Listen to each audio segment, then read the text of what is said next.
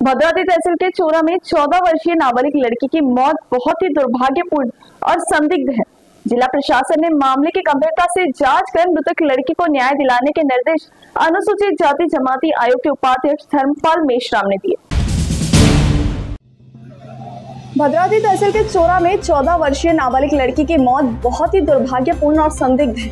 इस मामले की पूरी जानकारी मृतक लड़की के माता पिता के साथ साथ संबंधित विभागों से ली गई है। जिला प्रशासन ने इस मामले की गंभीरता से जांच करनी चाहिए और मृतक लड़की को न्याय दिलाने के लिए एक रिपोर्ट प्रस्तुत करने के निर्देश अनुसूचित जाति और जनजाति आयोग के उपाध्यक्ष धर्मपाल मेश्राम ने अधिकारियों की समीक्षा बैठक में देने की जानकारी विश्राम गृह में आयोजित पत्र परिषद में दी।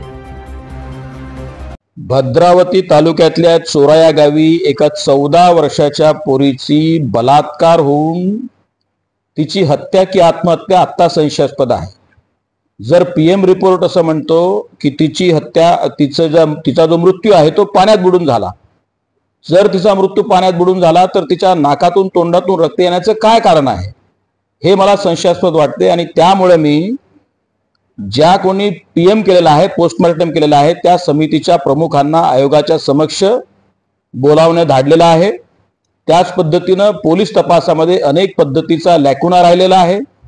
मृतक मुलीच्या आईने ज्या 9 जणांवरती संशय व्यक्त केलेला आहे, या सगळ्यांच्या टेलिफोनचे सीडीआर, आरोपीचे सीडीआर, मुलीचे सीडीआर आणि या सगळ्यांचे चॅटबॉक्स हे देखील तपासण्याचे निर्देश मी पोलीस विभागाला इथल्या जे आयपीएस अधिकारी आहेत त्यांना दिलेले आहेत। त्याचप्रमाणे महिला बाल कल्याण अधिकाऱ्यांनी आणि जिल्हा प्रशासनाने आता मागच्या संपूर्ण आर्थिक वर्षामध्ये पोक्सोच्या घटनांमध्ये, अॅट्रॉसिटीच्या घटनांमध्ये किती घटना त्यांच्या मिळालेल्या आहेत त्याचा तपशीलवार अहवाल, त्यांना रिलीज केलेली मदत,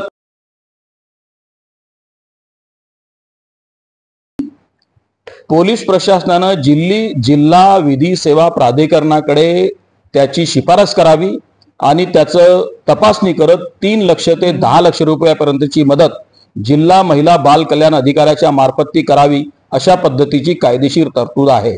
परंतु दुर्दैव असं आहे की अशा कोणत्याही पद्धतीची आकडेवारी आत्ताच्या घडीला जिल्हा प्रशासनाकडे उपलब्ध नाही।